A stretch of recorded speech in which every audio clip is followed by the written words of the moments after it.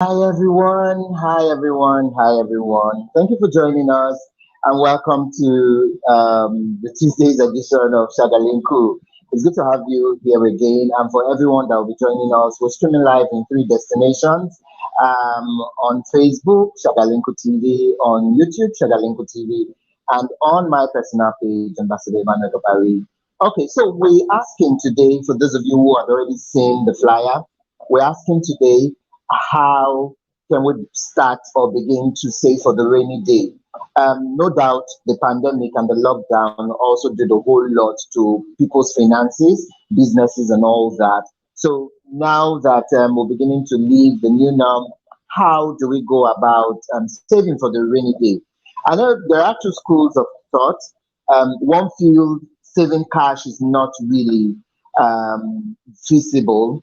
Some the other school thinks investing is better than just putting your money in the bank or putting it in fixed deposit and all that.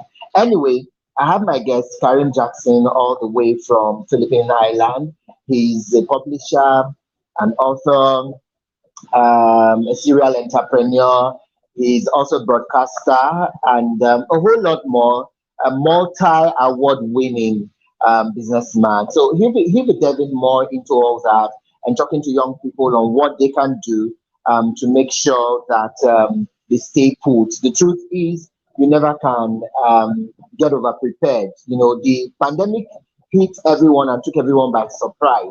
So it will be good for everyone to also begin to save, because you never can tell what's next. Anyway, let me bring in my guest and then we'll take it up from there. Hi, Hey Kareem. guys, how are you? How are you? Good to have you. Good afternoon, Nigeria. How are you doing? Sorry about yeah. So, Sorry how are about you that. doing? I'm good. I'm good. I'm good. I'm just sitting here. We're getting situated here.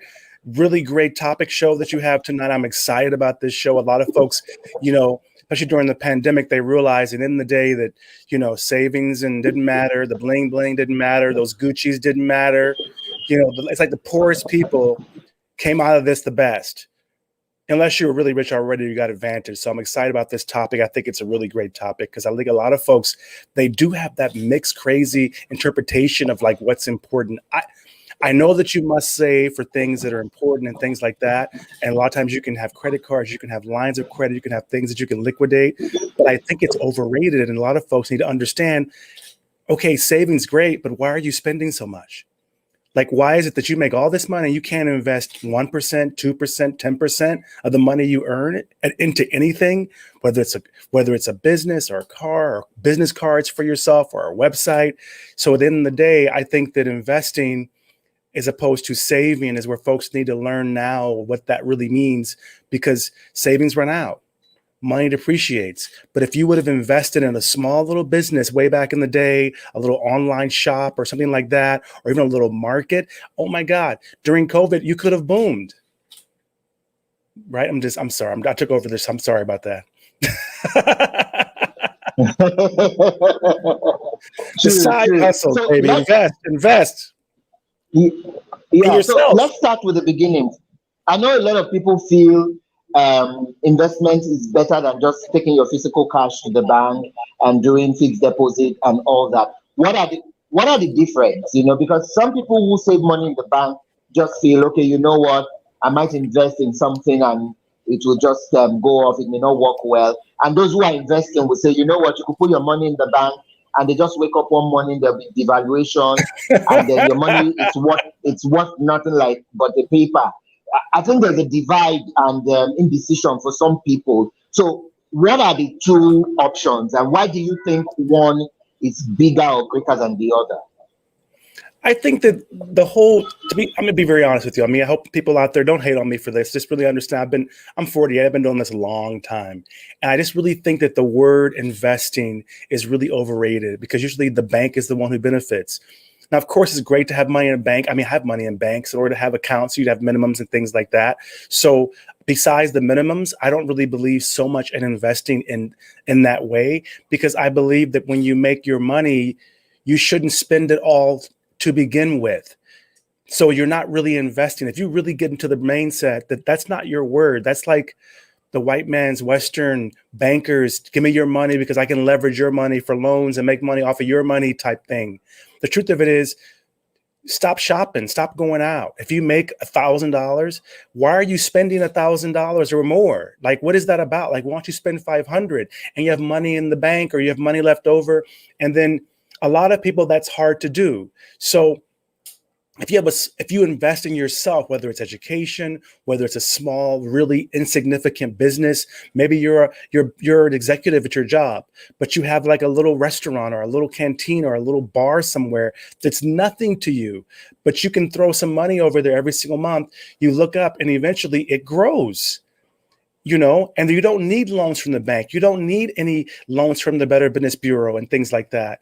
You may not be a $1 trillion company, but when COVID hit, a lot of folks realized that little business that I was throwing money in, paying $100 a month or a year for the website domain, throwing little products on there. I made a website or had someone do the website for me. Those people that had those businesses, that's like 80% of our clients right now. So I really believe that the folks that didn't really invest too much, but they had put their money into their selves, not stocks, not bonds. I'm not saying don't do that. What I'm saying is that most people are on the lower end. They don't have enough money to get stocks and bonds. They don't have enough money to really save for something. But if you look up, and you have over 5 years, for example, now you've got like $1 million invested into this thing. How long will it take you to save $1 million of your money? But you could easily do that over a few year period, putting money in, leveraging maybe your credit cards or putting, taking money from over here and throwing it into this business that you believe in, your passion project. But then all of a sudden it starts paying you. And it's going to pay you way more than a savings account. And you still own the equity, technically, unless you lose the business or whatever, but then you learn that you gain the expertise and the experience. So you really don't lose it. It's education. You're invested in yourself. There's no failure when you invest in yourself in business, because every time, as long as you don't quit, you do better and better. But a lot of folks don't understand that you can also save by investing in yourself.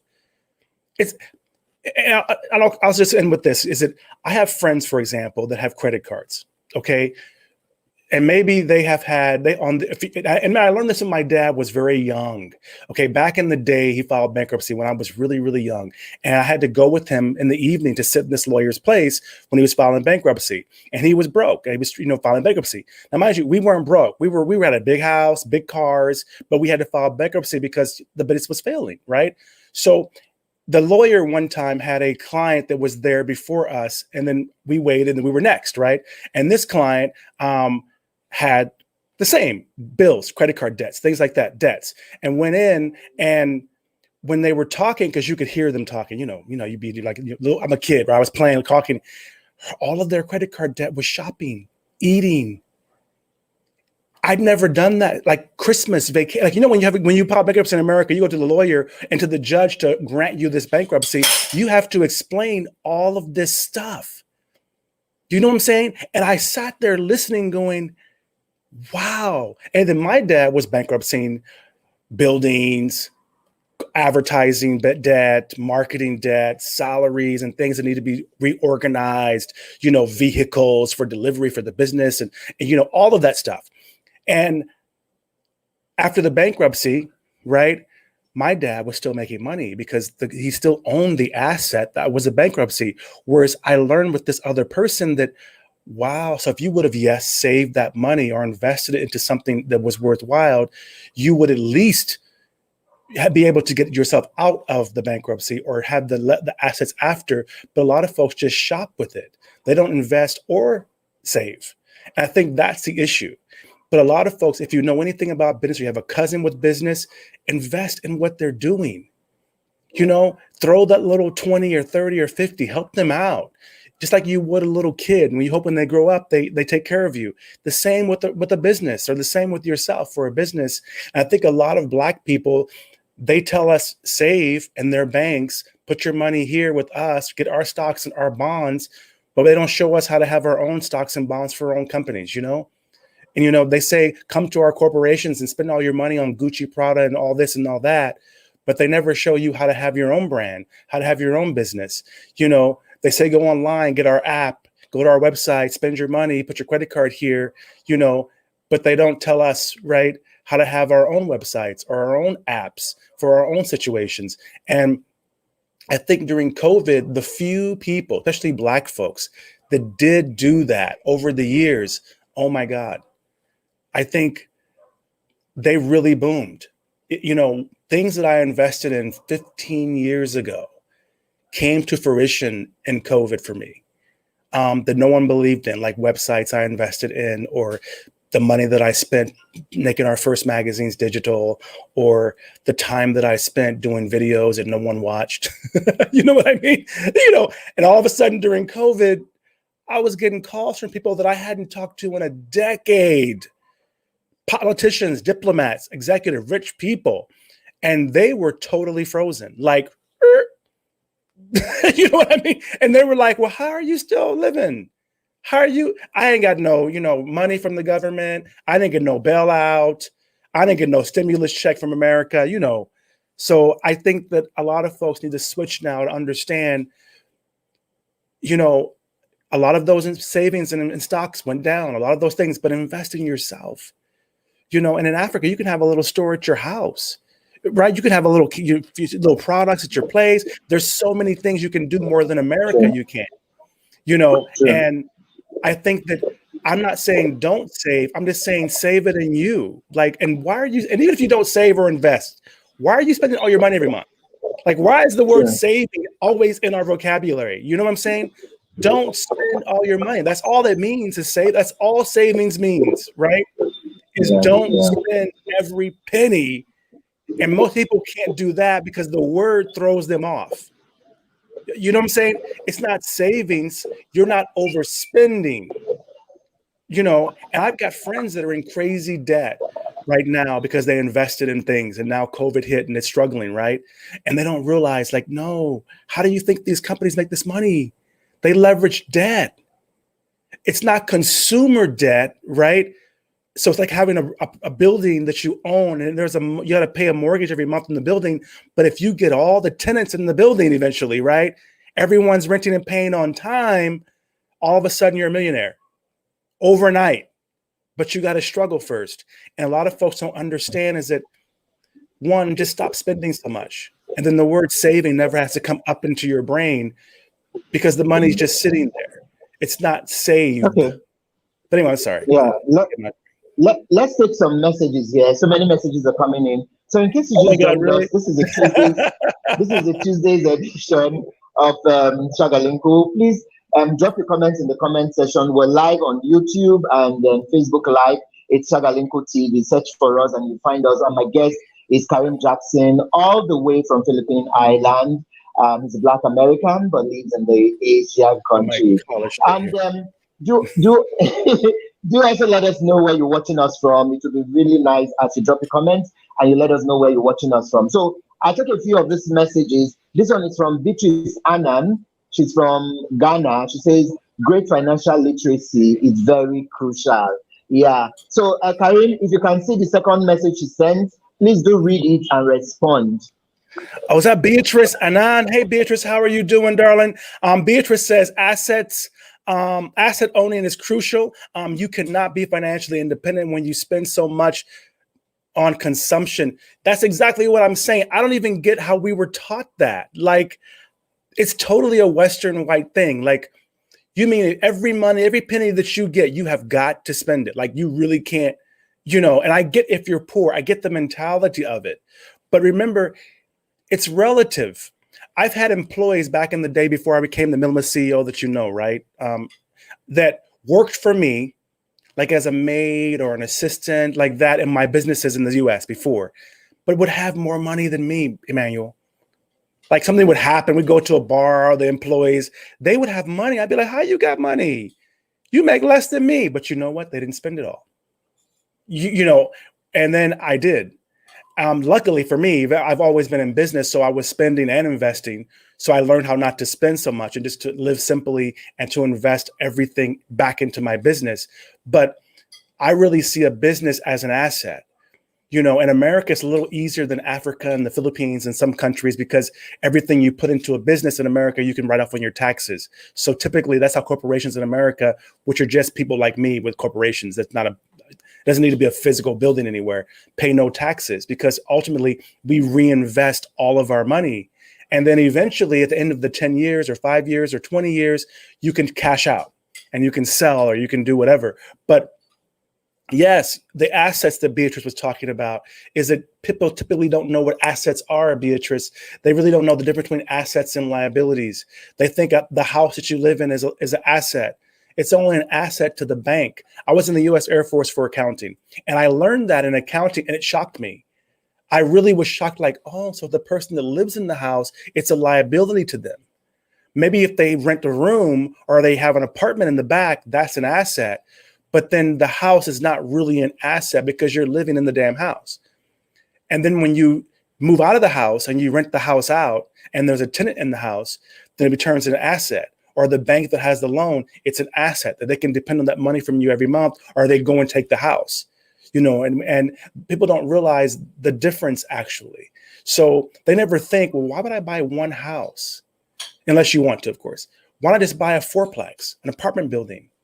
And I live in a smaller place. Maybe not, I don't live in a big place, but it's a fourplex. I can rent out the 3 and then I live in the 1.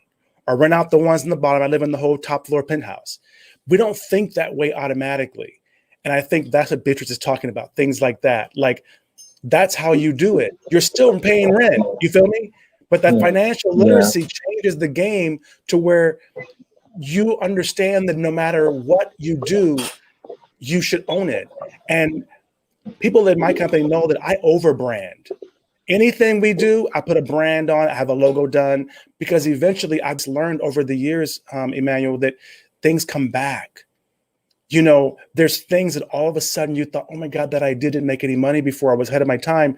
Now all of a sudden they're calling me for it, or now all of a sudden they're finding it on Google and it's like a 10-year-old video for me. So I think that Beatrice is right. I'm sorry. Go, Beatrice. Yeah. Let me take some more messages here. Thank you, Beatrice. It's good to know you're watching us from Ghana. This one here is from Austin Lorenzo. It says, I have to say for the rainy days that you prepare towards it, because every day is not Christmas. Early savings matters a lot. And then I'll take a second one and then you respond to both of them. This one is from Praise. It says, having an entrepreneurial skill for me is key to dealing with the unforeseen as it relates to job security. What do you have to say? The first one there, I didn't understand. Say what he said again. Sorry, the first one, I didn't understand what he meant exactly. Sorry about that. Okay, for the first one, it's Austin from Kano. It says for you to save for the rainy day, you have to prepare towards it, because every day is not Christmas. So early savings matters a lot. Can I give you a caveat though, brother? Is that okay? So are you preparing for the rainy day by saving your money and being scared of the rainy day? Or are you preparing for the rainy day by investing when the sun's out into umbrellas? Which person are you? You can take all the savings that you're going to save and just buy umbrellas every week, boo. You just buy umbrellas. You get a little money, you buy some umbrellas. You get a little money, you buy some umbrellas. And when the rainy day comes, you're the only one selling umbrellas, and your umbrellas are cheaper than everyone else's umbrellas because your umbrellas you bought during the sunshine. So you got a cheap price. Everyone else is having higher umbrellas. So now all of a sudden in the middle of the rain, instead of running and going to your savings account, which money is worth less than it used to be when you were saving it, now you own 500 umbrellas and you're going to sell those for $100 each. So now you've got $50,000. That's just how I think of savings. Just using your example of rainy day. Yeah. And then this other guy from Lagos, the guy from Lagos Praise, he says, having an entrepreneurial skill for me is key to dealing with the unforeseen as it relates to job security. And you know what? That's so crazy true for Black folks, especially in America. People in America always wonder why do Black folks, we always have side hustles in corporations. Like we have corporate big jobs, we have a side hustle, or we're playing basketball or football. But you know, the ones that really, really, really succeed in life, they have side businesses. And the reason is because discrimination and just life in general, discrimination in America and life in general, typically you just can't live off one thing. And the entrepreneurial spirit's already in us. You understand, if you have a job, they're trying to take the entrepreneurial spirit away from you. Not everyone has it, but typically, you know, Jesus Christ was an entrepreneur. He was a carpenter. He did not work at Acme Factory. You know what I'm saying? He wasn't working at IKEA, right? He was a carpenter. He fed his family. That type of life is really the true life. Us going for all of these bling blings and these phones and all of that, that's capitalism. You know, that's taking your money and things that you do and making it to where you're giving it to them, right? You're buying this stuff. So when you're in entrepreneurial spirit, when you're working, one, you have a side hustle, thank God. And two, you're probably a much better employee because you understand and care about the business process. But overall, entrepreneurship is first before a job, in my opinion. That's what you were born with, that skill. You just lost it through college and school and parents and whatever else. But when you're born as a kid wanting to go out and sell a little, you know, water, or sell some stuff, or to sell lemonade, or to do something. Then someone sees that ambition and they put you in this track to take that ambition and make it benefit their company, their situation. Whereas in some communities, especially white rich ones, from the beginning, they're grooming that entrepreneur spirit out of you to learn how to get folks like you to work for them. That's why you see a lot of entrepreneurs that maybe are not Black, right? That are really just not that smart. You know, like Donald Trump is not that smart, you know, but he's very good at manipulating people to believe in and support and do what he's doing. But he's really not that intelligent, you know. So if you're groomed in the right way, you can leverage it. And so you, like me as an entrepreneur, I should never be the smartest person in the room. If I do, I've failed. I don't know accounting that well. I don't know marketing, IT that well. I need to have a team of people that know it better than me. So that being said, yeah, if you're a job and you're working there, I do agree that you need to have the entrepreneurial spirit, but you already have it, brother. Hello, Lagos. You know, a shout out to you guys in Lagos, but you already have it in you. That job is trying to beat it out of you, make you dependent on their paycheck. But the truth is, if you have it, sideline, brother, you know, you better open you a little Lagos market or something. Stop spending all your money and throw something into the Lagos market, or, you know, open you a salon or something, you know. Yeah.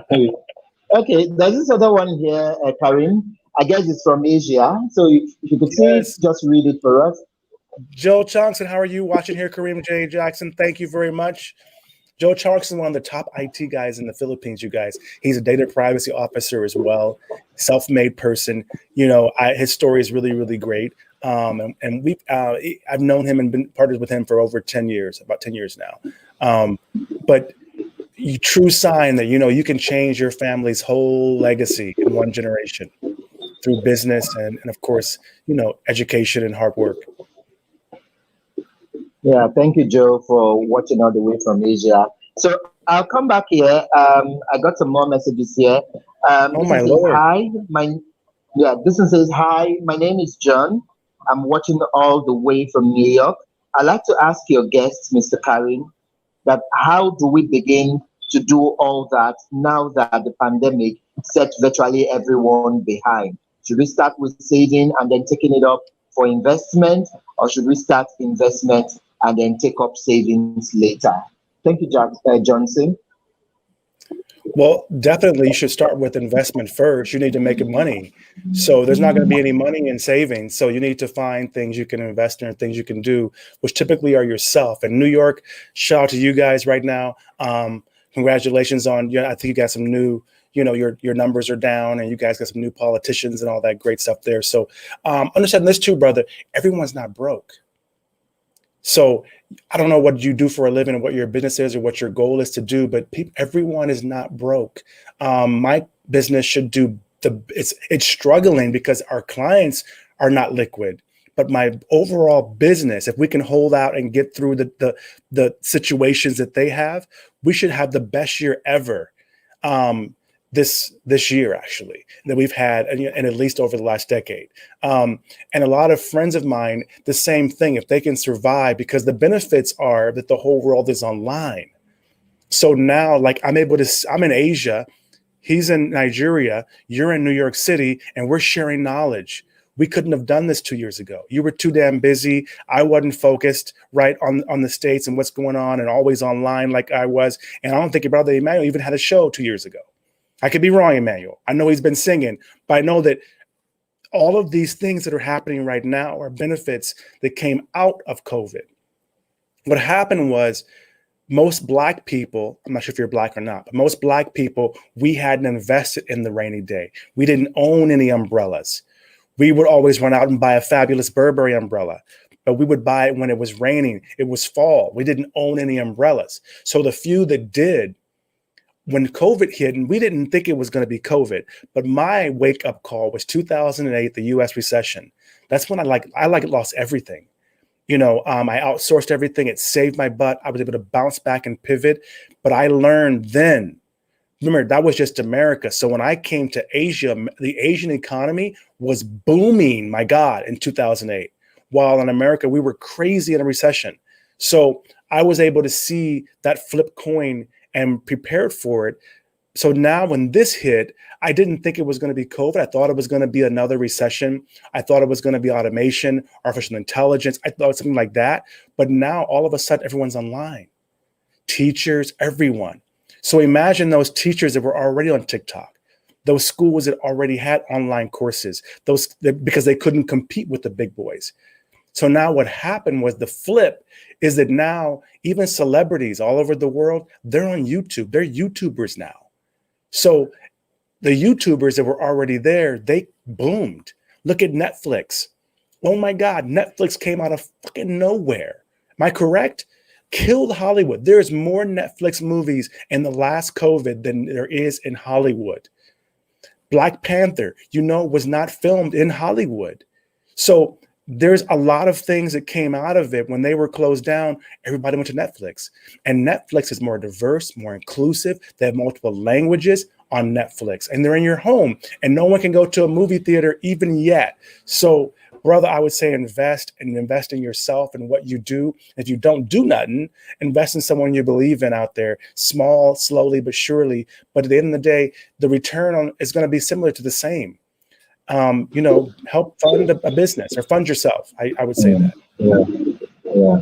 Okay. So in case you just joined us now, we're still on. We have a couple of minutes more just to chat with our guest, Kareem Jackson, all the way from Philippine Island Hey, you guys. in Thank you. Asia. We're looking at how to save for the rainy day, how to start saving for the rainy day. And when we say save, it's not literally putting your money in the banks, like Karim had just said. It could mean investment. It could mean a whole lot of other things. Anyway, let me also acknowledge some of the people that are watching us right now. Thanks to Jetta Johnson Ekele, all the way from Abuja. Thanks. We just saw that you're watching. Ekene Achunike Odunze, thank you so much. Judith Itwa from Kano, thank you. And Nina Richie, all the way from the United States of America, thank you. Ofwani Praise from Abuja, from Lagos, is watching as well. And Mike Emmanuel from the United States is also watching. Thank you, thank you, thank you. Please do share the video as we go on. And the videos will still be here after the show, so you can watch the full video on YouTube and also on Facebook Live. If you've not liked all our social media handles, what are you waiting for? Just go to Twitter, Instagram, LinkedIn, and all the other social media handles, Facebook and all that. It's at Chagalinko TV, and like the page. Particularly for our YouTube page, click on the notification button so that whenever we come live, we'll have you here. You'll be notified, and we'll bring you here to talk with us. Let me read another message here, Karim. This one here, it's from Emeka, and it's from Enugu, Nigeria. It says, for me, the economy of Nigeria is so tough that trying to save or invest could be a Herculean task. What do we begin to do as low income earners? What would be your advice? This is for your guests. Thank you, Emeka.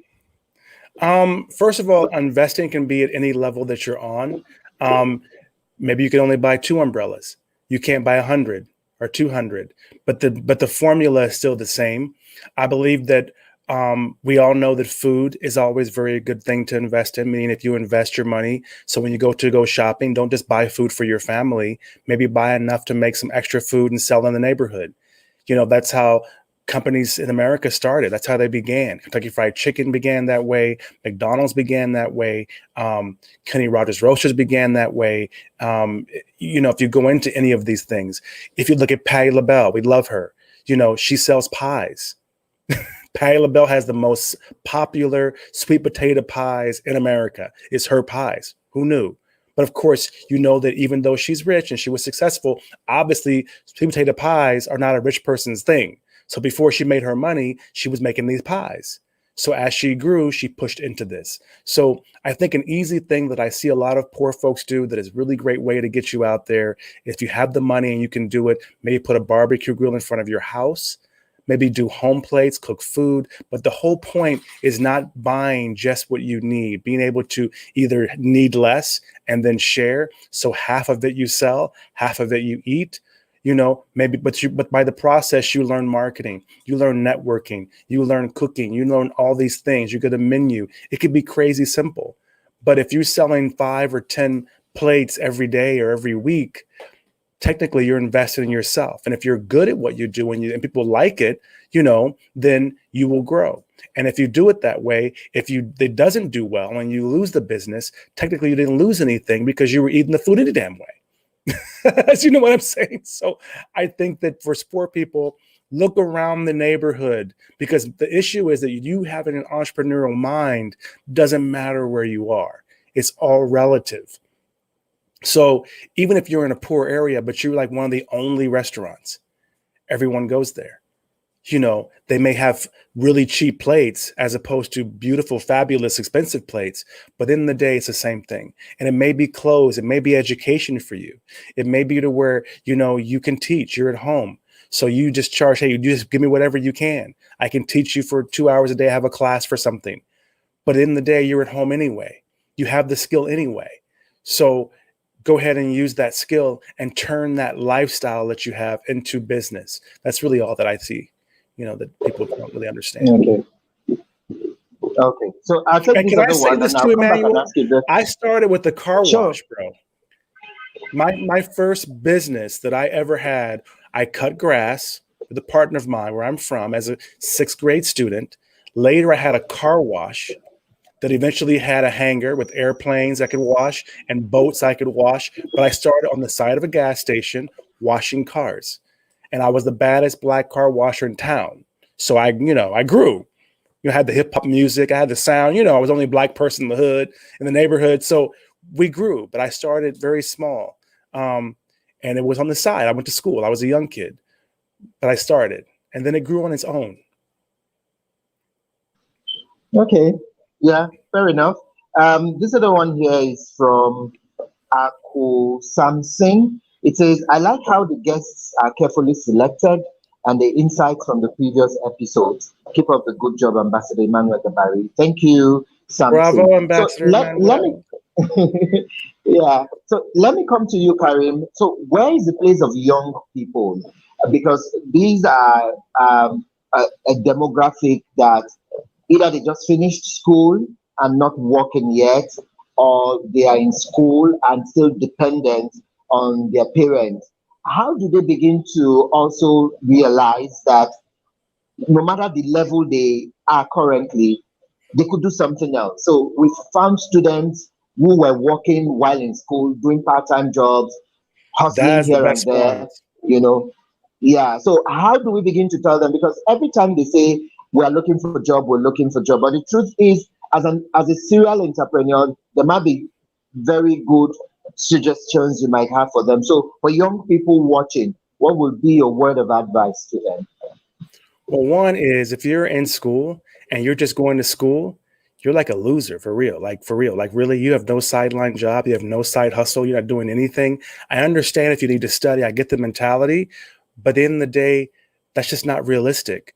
Because once you graduate, especially if you're graduating college or if you're high school and you're not going to go to college, when you do graduate, why would anybody hire you? You have no experience.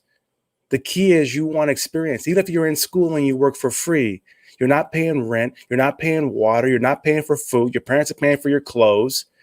You are living life. This is the best time. That's why they say youth is wasted on the young.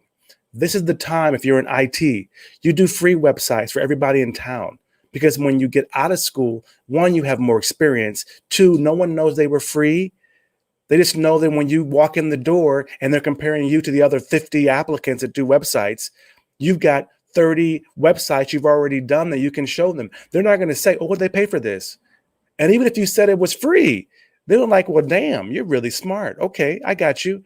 So you need that edge. And the truth of it is you can't fake it nowadays. Because now you're right, it's COVID. It's stressed out there. People are picking the best candidates for real. And they have really good candidates available. So if you're a student and you're living off your parents, first of all, get the hell off the damn couch. Don't play freaking games. Don't talk on social media. Go find a freaking business, something to do. Where do your parents work? What do they do? If your parents have a business, I don't care what it is, and you're at home while they're out at the business, something's wrong with you. Because that's how I learned. I learned with being from my dad. And my dad, we were in construction. I'm digging holes. I'm washing cars. But I had a Porsche in front, though. I had nice clothes, though. You know, after the shower, I looked good as hell. I looked fabulous. When I went to school in my nice little convertible, people was jealous.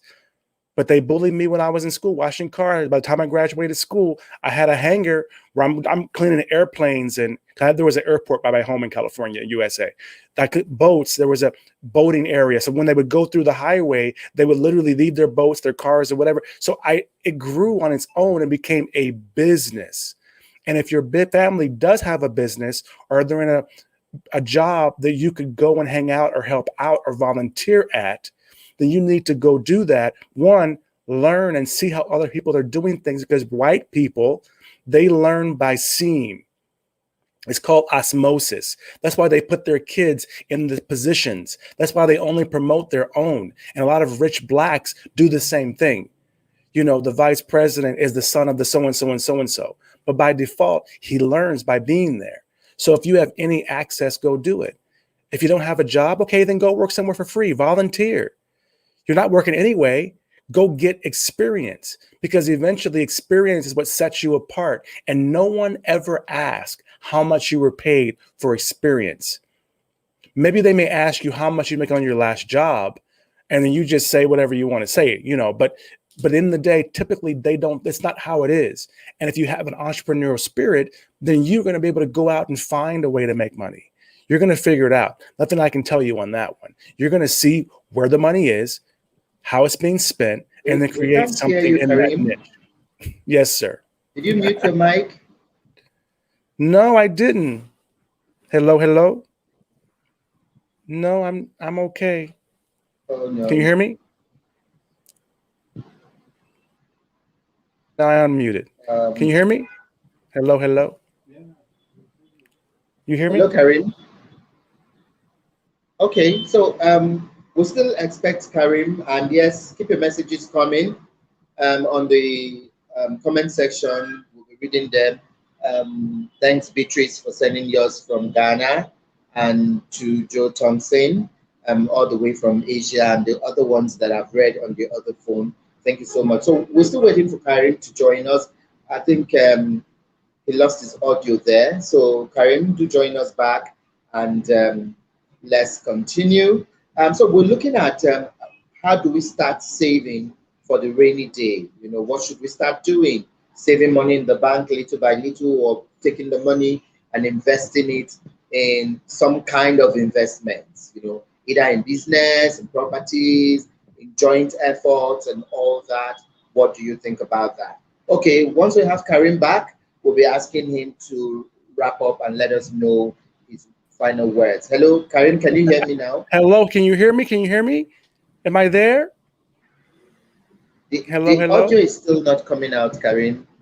Wow. Let me check. What I think you touched something. You might need to check again. they say they can hear Technology me. is They say they crazy can at hear me. times. You can't hear me though. Yes. I can see you, but I can't hear you. You can Yeah, hear me, Joe, because they you can. You need can hear to me. touch maybe the audio so we could get you back. Okay, so while Karim is getting all that, um, okay, Joe Tong, he says we can hear you.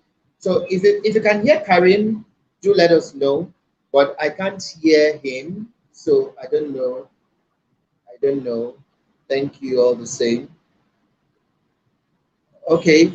I got this message here, and it's from Ofwani Praise. It says, "What an eye opener! Thanks to you and your guest. Thank you." So if you're watching us right now, do share this video and do remember to also like. Okay, it says we can hear you both.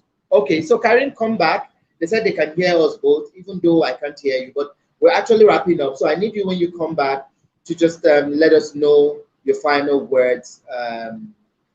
To everyone, young people, older people, and the society, what everyone can do to help in savings. You know, we really need to save for the rainy day. Yeah. So I like the fact where Karim talked about that, not that you consume everything you have. And I think Beatrice also mentioned that when she said asset owning is crucial. You cannot be financially independent when you spend so much on consumption. I think a lot of people just spend so much in consumption and pay little attention to saving. And let me also reiterate here that it doesn't really matter how you save, you know. So don't go into competition and putting yourself in a very tight corner. Save, gradually save, you know, start from somewhere, just keep saving, make it a habit, or and also don't procrastinate and say you start saving when you are XYZ time. You know, some people will say, okay, you know what, my salary is meager for now. I'll start saving when I get a promotion or when my paycheck is higher than this. You might just get to that level and you find that more money, more responsibilities, and more spending. But you know what? Savings and investment is a thing of is a lifestyle.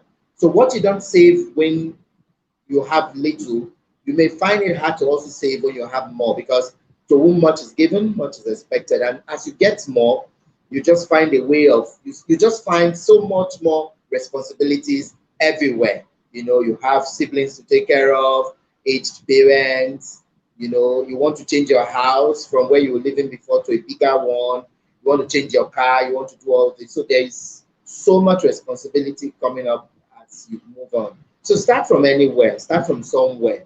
Don't procrastinate. Don't say, okay, I'll wait till the end of December. I mean, a lot of people still regret 2020 because they had the opportunity to do something in 2019, but they kept posting and said, you know what, we'll do it in 2020. And 2020 took everyone by surprise, you know. So all that. So Karim, if you can come back, let's have you wrap. Oh, he's backstage here. Let's have you wrap up. They said they can hear you, but sadly I can't hear you. But anyways, just go on. I'd like you to, I'd like you to, in your final words, what would be your word of advice, of caution, of suggestion to young people, to communities, to everyone? What will you be saying to them? And when you finish, just give me a wave so that I'll know you are finished. Then I can sign out. Okay. Go Okay. on.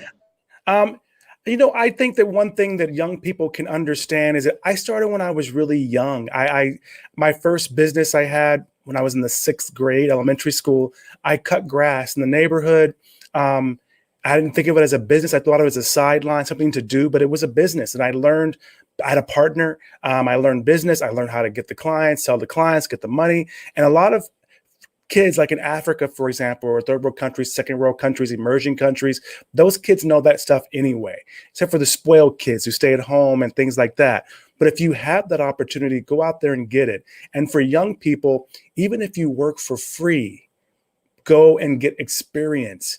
Go somewhere. You may not work 100 hours a week. You may just work part time in the barber shop or somewhere like that. But if you go get the experience, if you're in college and you're doing something like accounting or bookkeeping or IT or marketing or graphics, go and volunteer for people that have businesses so that they can go ahead and they can help you get those businesses together and you can help them do different things. Go and sweep the barbershop. Go offer to help the barbershop start their Facebook page, and get clients in the barbershop. Go and help the restaurant that get online clients for delivery because people can't come to the restaurant. Learn your knowledge, learn the business, because eventually the experience is the crazy value. And I want you to also know, you guys, success is for everyone. And right now it's the best time ever, I think, especially for Black folks, because Black is trending right now. So Americans are looking to go to Africa. Black folks are being looked for all business and all that great stuff. So that's my 2 cents. And I know you can't really hear me, so I'm going to say, yeah, I'm done. Finished. I can hear you now. Yeah, I can hear you. Oh, see, you changed your bad. Okay, praise God. Okay, praise Jesus. Thank you so much.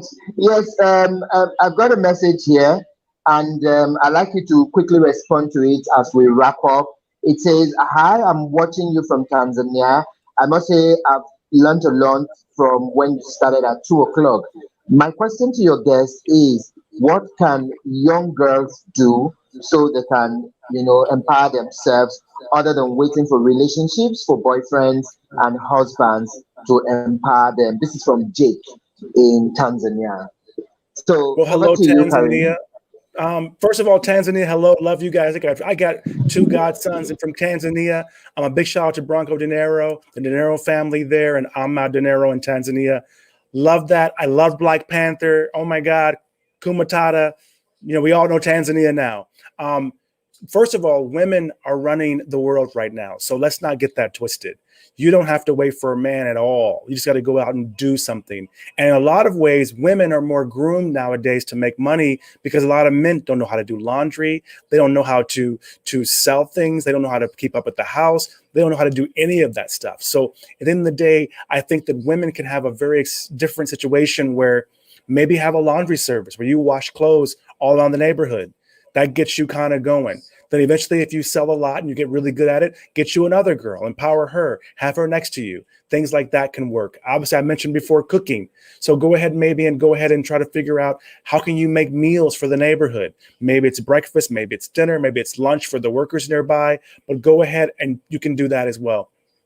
Another thing women can do that men can't, don't have no shame. Be a nanny, be a babysitter, be a yaya or anything like that. Help people that need help that women can do, like taking care of babies. And of course, men can do that too. But typically it's women that do that. Another thing also is women are very good at business and really pushing things. Women are usually very good as an CEO, but also very good at a COO position. The one that makes things happen for the company. Maybe the guy's in the front, but the girl is the one managing the company, managing operations, pushing the team, the sales team, or coordinating different things. Another thing too, you guys, I'm not sure how it is, doing hair. That's always something that women can do on the side in your home. Learn that because that's a skill. You can do braids anywhere in the world. So that's a skill that no matter where you do what you do, you can take that with you. So women, but understand this, women are running the world. Black Lives Matter is women, right? The vice president of America now is women. Many leaders in Africa are women. In the Philippines, they've had female presidents. America, we're behind. Of course, there's a Queen of England. So the woman thing is not the issue. The issue is you waiting for a man. And mind you, you can always wait for the good man.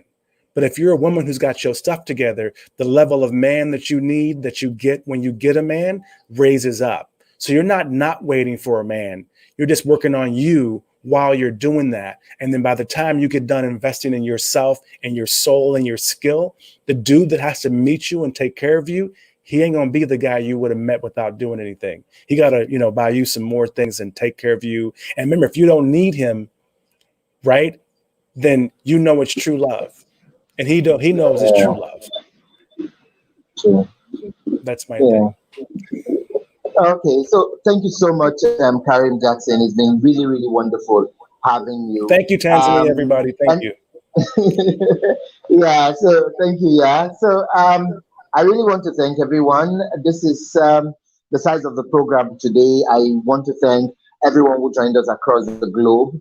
Let's do this again on Saturday, God willing. On Saturday, we'll be looking at the insecurity and how it has also affected the economy, in Africa and places where insecurity has been on the increase. So, what do you think about all that? That and many more we'll be looking at on Saturday. But let me also say thanks to my wonderful guest all the way from Philippine Island, who's always here for us. He's a brother and a friend, and every time we call on him, he's always here to be our guest. And you can see every time he comes here, he's always power packed and giving it to us the way sensibly, we can always gain something from. And yes, he was also a guest on the Ubuntu symposium that held last week, Wednesday, yeah. And a whole lot of people from across the continent also listened to him.